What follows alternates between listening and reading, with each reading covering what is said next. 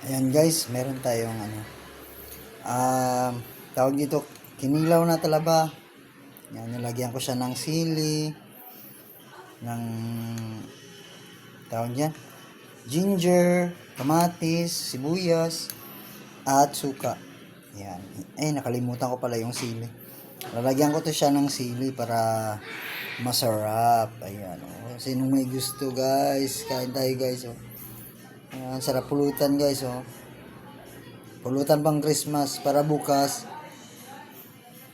Para mamaya matulog na lang. Bukas Christmas na. Yan, ang sarap po. Wow.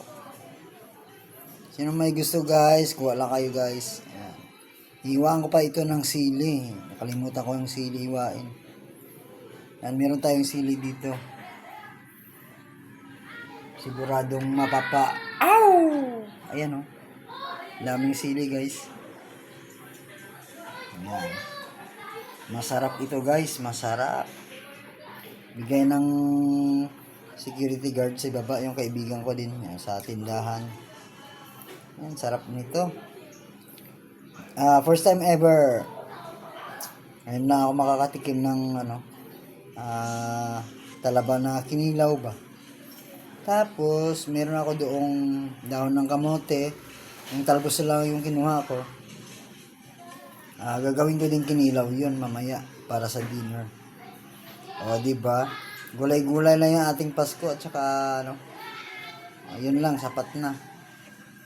Hindi na kailangan bongga. Kanin lang naman ang kakainin natin. Tapos, okay na. Solve na tayo niyan, diba? So, ayan guys. Ito yung ating kinilaw na talaba. Ayan. Thank you so much for watching guys. Ayan. Ooh, so sarap. Guys, thank you for watching.